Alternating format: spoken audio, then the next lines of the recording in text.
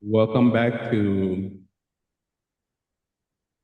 Around the World Across the Desk, where we sit down with fascinating people to hear their real life journeys, the places they've been, the cultures they've experienced, and the lessons they've learned along the way.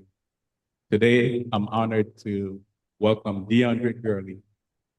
De'Andre is an Army veteran who grew up as an Army brat, moving from base to base as a child. He joined the U.S. Army in 2000 and served on active duty until 2008.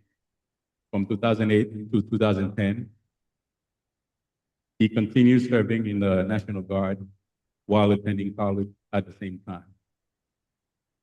We're going to talk about what it was really like growing up in a military family, his decision to join the Army,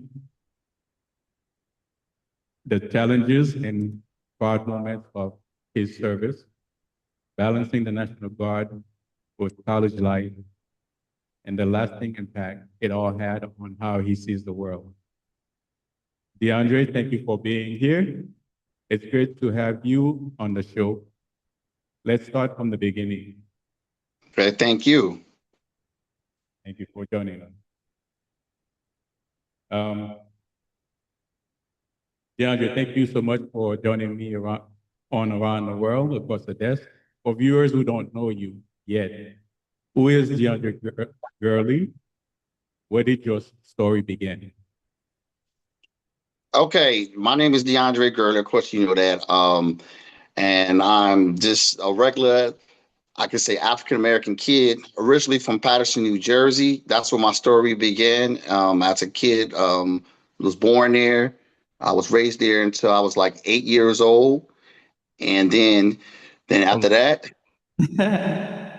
Sorry, the thing is not showing me the time. It's like I don't think we even recording. Okay, okay, same pause. Okay, go ahead.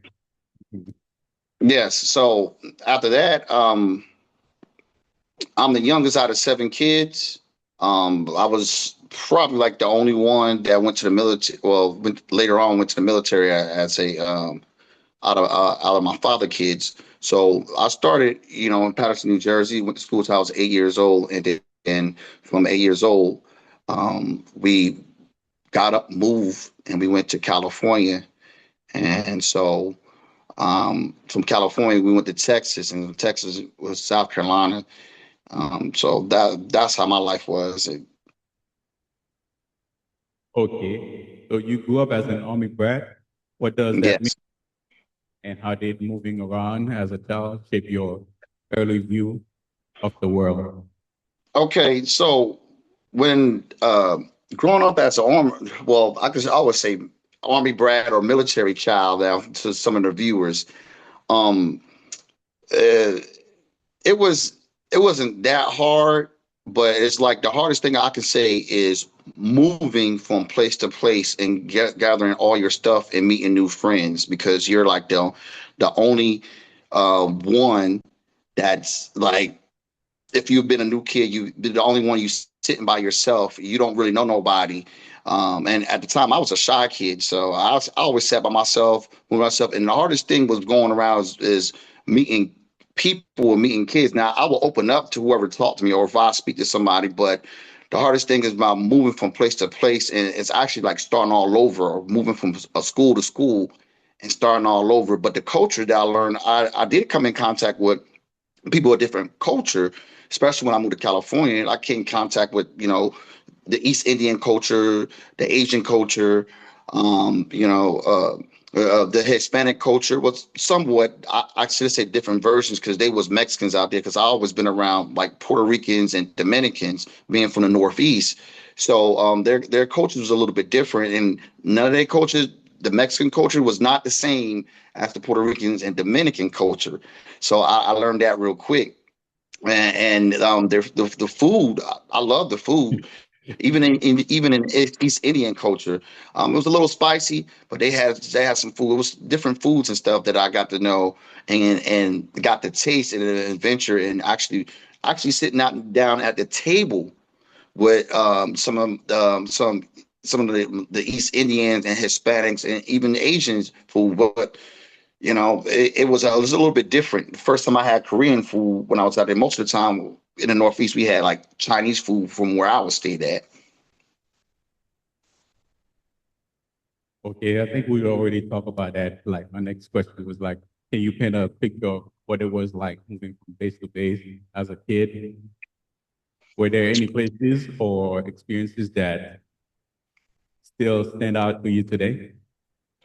Well, for moving from place to place as a kid, yeah, like I said, it was a little bit hard meeting friends and stuff. The school systems, just about everything, it was pretty normal.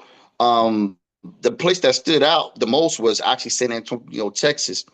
When I moved there, it was like a more of a welcoming crowd. And I never got to the biggest experience that I've seen when I first got to San Antonio. I've been there like 1 or 2 months and I was already invited to a kid's party. And I'm like, I never got invited to a kid's party because people didn't know me that well. And I was like, oh, they was real receptive. Oh, you the new kid. Yeah, I would like for you to go to my party. I was like, okay, and that was fun. They was more receptive, was coming in there. So when I moved to San Antonio, that was different from moving to California or even being in South Carolina was the next one that I actually had more people approach me and we sat down. So I kind of made friends quicker in San Antonio, Texas than anywhere else. Okay. How did being part of a military family influence the way you saw different cultures, people, and countries while you were growing up? I think we. Well, well, being part of the military family is first of all, I had to I had to get up early and plus early for school and even sometimes early on the weekends. And far as the different cultures, um, that was pretty amazing too because when I went from one place to another, I noticed where I was up in the Northeast, most Hispanic people had knew Spanish, and I was in California. Most Hispanics knew Spanish. When I was in Texas, it was a little bit different. So it was like they didn't really. Some Hispanics didn't really know how to speak Spanish. So I went there and I said, "Well, you didn't know how to speak Spanish?" And they'd be like, "No, just because I'm Hispanic doesn't mean I know how to speak Spanish." And I said, "Okay." So they was taking like Spanish 1 and Spanish 2 down there, and like I was there in the seventh and eighth grade than anyone else. Where my brother when he was in California, it wasn't a lot of like Hispanics over there taking Hispanics, so that was like a different culture shock. Right. Not that it is also like I can't say the food down there because San Antonio is predominantly Hispanic. But I can say it was still the same thing that like it was in California, but just sitting out there and I guess I could say like vibing with them out in San Antonio, it was a little bit better. It felt I felt more comfortable, you know. Um, and everybody was nice, but the culture was pretty much the same, but it was a little bit different, really, because in California it was like more like you know gang related stuff, which is why I didn't even know about all that gang related until I from the north, Right. from the northeast. I was never around like gangs and stuff. You was around just regular like thugs or whoever was on there, but they was like gang related. You couldn't wear certain colors to school. Um, the style of dressing at different cultures was different, especially when it was in California. And not only that, my biggest experience when I went to a Buddhist temple and then we sat down and prayed, but that was a class trip. And their culture was different. And I know some people in that religion, and I don't want to get this wrong, take a vow of silence. And I was like, oh, okay. And it's like a little bit from you going to a Christian church. And so that was the biggest experience that I knew about going and adapting to that Asian culture. So we took a field trip there and how they dress and how they styles like Christianity, you got the pastor wear the robes, their little robes are a little bit different and stuff. how they do it, and they got this one robe that they come right across their chest, and they sit around there and they pray just like we do it. I didn't think it's nothing different really than just praying, but yes, like the culture was very different. Okay, good. So what made you decide to join the army yourself in 2000? Was it something you always knew you wanted to do because of your family background? Yes, my family was in the military, and I wanted to Both go to your the dad, both military. your dad and mom? Yeah, or just your dad. Just my father. Just your father. Okay, so first thing he told me, well, if you're going to join the military, at least go to college first. So I started off going to college first, Okay. but I always wanted to go to the military, and I just thought that being in the military, you had different opportunities. And as a child, when I was in South Carolina, and I really seen this guy. He graduated a year before me, and I seen him came back with a brand new car and nice clothes, and he was always telling me about like you got there's you can get the Montgomery job bill. I was like, yeah, my father had that too, and I was looking like, okay, you can have something to help you with college, and I was looking for an opportunity, and this I wanted to just grow up, become a man and just get out of the house and want to do my own thing. And I just felt like I should have been making my own money and being in my own place instead of sitting in there being in the house or just working a part-time job and going to school. And I was Okay. like, no, nah. I said I can't do this. And then it was kind of hard because I was working two part-time jobs and going to school. And I was like, no, nah, I gotta go to the military. This is too much. Right. Okay. So during your active duty years from 2000 to 2008, what were some of the biggest challenges you faced and what moments are you most proud of? The biggest challenge that I faced was my active duty time. I can't say the biggest. I can say I faced two big challenges. The first one is knowing my job. I was a heavy construction equipment operator, 62 Echo, and I really wanted to learn my job. And then the second biggest one was going to combat. The first time this is the second time I ever been out of the country. I've been out of the country one time to the Bahamas, but this is the second time. So being prepared and ready to go to combat was something then different than going on a vacation because now this is what you actually signed up for. So I had a couple butterflies in my stomach, and I was like, no, I said, nah, I said, everything's gonna be all right.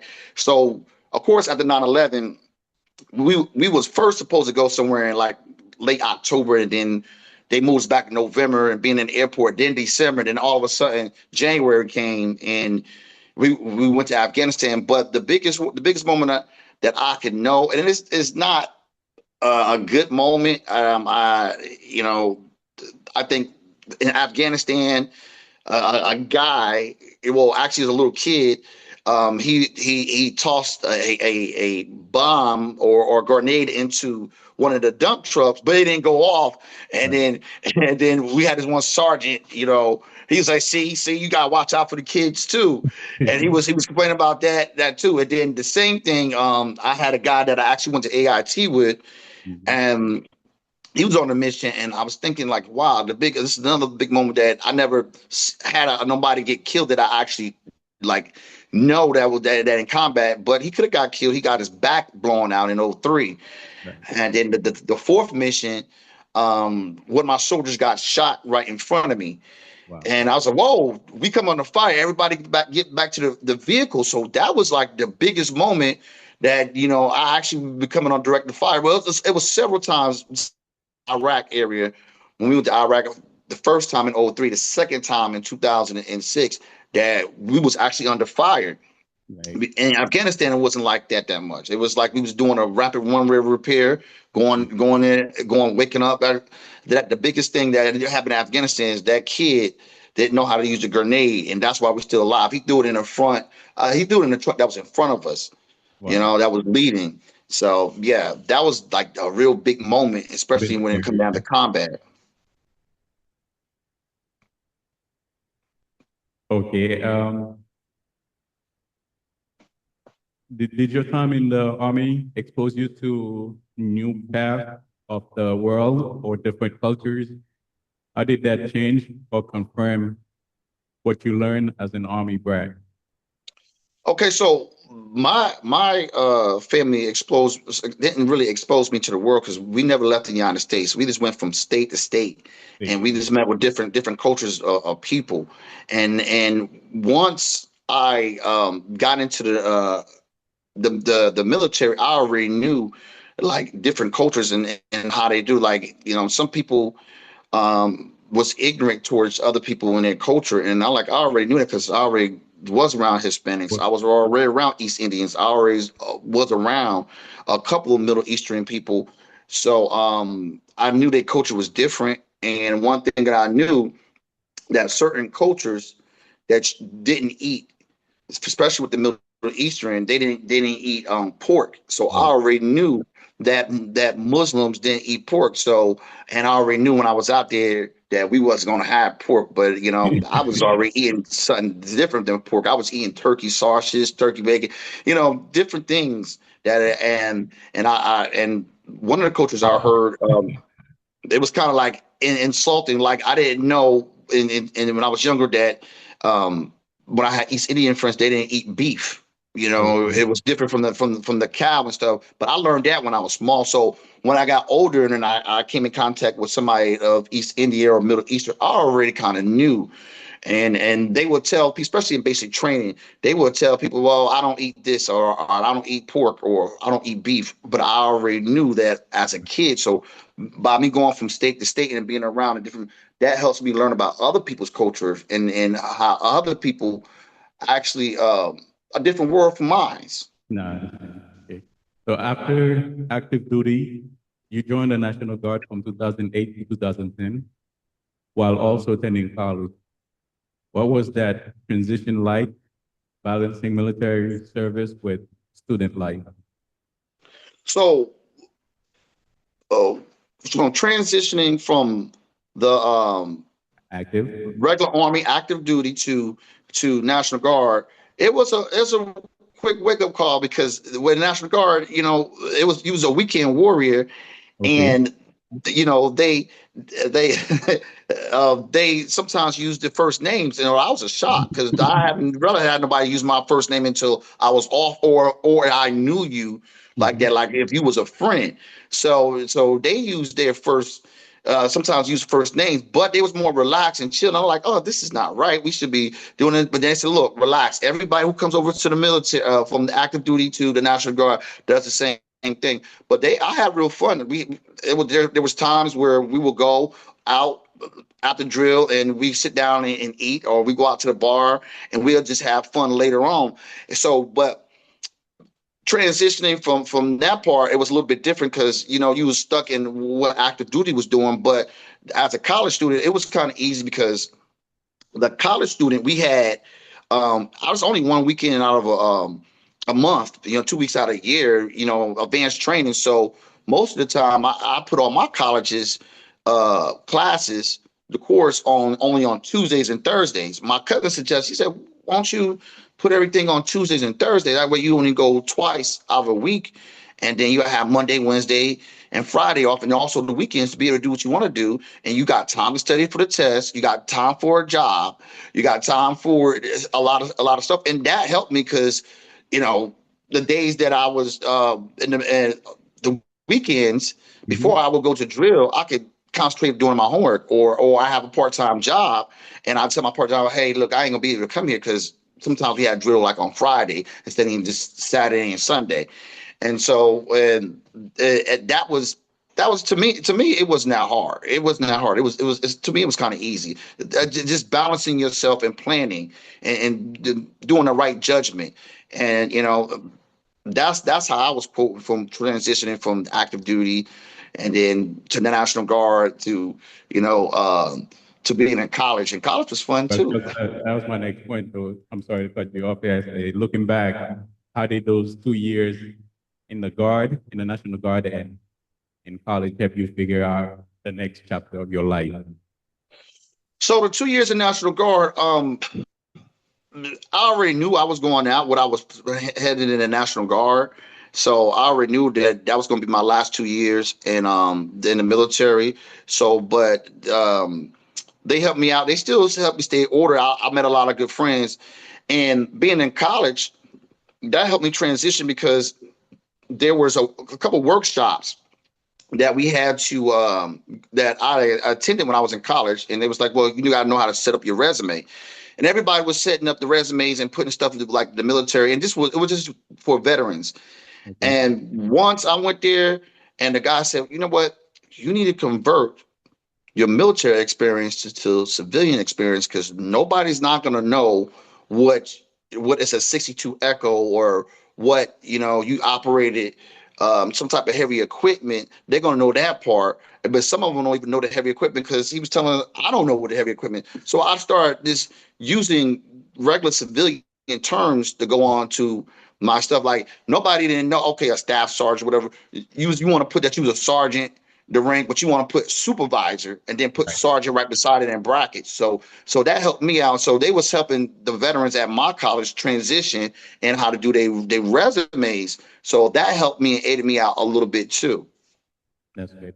Okay. So after everything, moving as a child, active duty, guard service, and college, how has your military journey shaped the person you are today?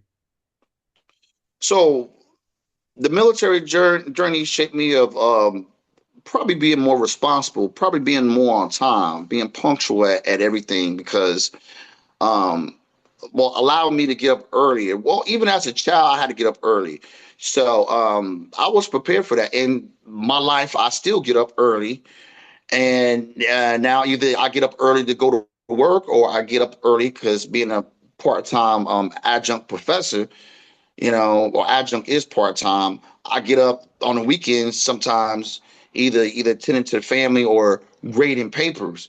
So I'm always doing something just about every weekend. So but that helped me out. But also the military, and as a child, um, they told me one thing: to plan to do stuff. And that's one thing I have. And being in a military family, I had a plan to do something, plan what you want to do, and then execute. So that was the biggest thing that I had. That being in the military and college just helped me shape the way of like getting a job. But being in the military brat, that helped me out for who I am today and my life experience. Like I hardly ever be late for work. Be there on time and kind of be the first one there. Sometimes I'll be the last one to leave. So yes, that helped me out a lot. Okay. W- what values or lessons from your time in the Army and as an Army brat do you still carry with you every day in your everyday life? Well, what lessons I learned besides planning, integrity, being honest about things and being straightforward. Sometimes you can't be straightforward because you deal with other people and you don't know how other people reactions. So, being in the army and also being a child, you to me as a person, I try not to offend nobody. So I'm going to use what they call in the military tact, a keen sense of way, how to put things in a good way and let people know of whatever you try to them in a nicer way, in Mhm. a professional way. So that's what the military told me. The culture, like I said, as a military child, that came up, as I'm knowing different groups and knowing where they're going through. So that made me less ignorant and not more knowledgeable. It made me more knowledgeable about different cultures and not asking too many questions. I did ask too many questions because I already kind of knew the questions and how they would tell them. But if some people in the military, they see somebody doing something different, or even out here right now, they see somebody doing something while he's doing that. It was that part of the culture. It's kind of not a part of the American culture. It's weird or something like that. And I already know, well, that might be part of this guy's culture. They if you wear something, okay. I mean, but knowing about other people's cultures it make you more informed, and the military make you more informed and make you well aware. To me, even as a military child, and some of those values like integrity, honor, and being on time. That's still stick with me today. Right. Okay. For young people watching, whether they're thinking about joining the military, dealing with frequent moves, or figuring out their own path, what advice would you share based on your experiences? For younger people who's thinking about joining the military, have you a plan. Make sure you know what you want to be when you go into the military. Make sure you sit down, because when I first came in the military and I had other people that was in the military, they told me, if do you want to go combat arms or you want to go to support? And I have not only just my, my father, and other family members in there. I had my cousins that was already in the military, and so I would say get with somebody that was already in the military, and let them, I should say, inform you. Let them tell you how their experience is to a certain extent, and what you want to do and what you want to look out for. If I would tell you to look out for one, look out and know what MOS, military occupation or job, do you want to get into. Two, knowing if you can use that job as outside of the military. I was able to use my job outside of the military, but I didn't want to go back into that field. So, and two, if you can, make the highest rank you can, because now that I'm out, I know as a sergeant, people look at that as a different way, as a specialist or a private. They look at, oh, so he must have some type of supervisor training. We can give him extra money. So that's what I will tell most of the students. And I would say also, have you a game plan when you get out. All right. Have you one when you get in, if you want to get the Montgomery GI Bill, or if you plan to stay in. Most people will know within the first 4 years or 5 years or whatever. But if they're gonna stay, and another thing, things change while you're in the military. I never thought about re-enlisting, and then I came up and I said, well, what am I gonna do when I get out? So that's what brought me to re-enlist, and stay in. Then when I got in the National Guard, they was like, you know, we can give you some bonus. And I was thinking, okay, I needed that bonus money because I still had a house in the military. So I had to help pay for my house, get a job and stuff. And I can use that at the time that I was unemployed, because the unemployment wasn't really paying anything, and unemployment don't pay anything. So I would say it's a great experience, and see what you want to do. If the military is for you, you can join the military. Or it's another thing, like my father said, sometimes you might want to come in maybe as an officer, and after you get out of college, the military will actually, if you go in as an enlisted personnel, they will pay back all your student loans for Right. those of you who are in college, or for those of you or think about going to college first and say, well, I gotta have a job to pay back all these loans. That will help you out later on.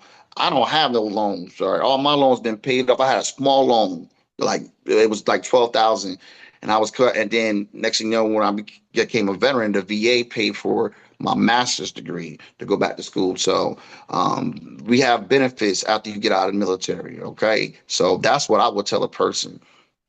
So, okay, if you could leave our viewers with one final thought about service, resilience, or seeing the world through different lenses, what would it be? Well, I believe to me, it was very exciting being in the military. I liked it being in the military to a certain extent. And when I just felt like my time was up, I was like, look, I gotta get out of here. I have to do this. There were some days I thought about retiring, but I didn't retire. But looking through the lens of the world, the military will make you aware, and not only that, it will make you it will make you aware and make you informed, and be aware of your surroundings. That's what it was. Like, you will learn new things, especially if you go in first, you coming out, and you looking at other people. You say, oh, it's a different world, because now you see some people. Some things will make you mad, because you're like, why is this person late? Especially if you in college and you in a group, and you see this person that's not doing what they're supposed to be, or you on a job, and it'll take you backwards too. Like, why is this person like this? What's wrong with this this person. But to me, I can actually say that I had a fun experience being in the military. All right. Well, thank you, DeAndre, so much for sharing your story with us today. Thank From you. yes, from growing up as an Army brat and moving around the world to serving on active duty from 2000 to 2008, balancing the National Guard with college and everything in between. Your journey is truly inspiring. It shows the sacrifices, the resilience, and the unique perspective that comes with a life of service and constant change. To everyone watching, if DeAndre's story, um, if DeAndre's story resonated with you, whether you grew up in a military family, serve yourself, or are navigating big life transitions, drop a comment below and let us know what touched you most. Share your own experience too. Again, thank you, DeAndre, for joining us. All right, thank you. Good to have you. Same Thank here. you. All right, same here. All right, then.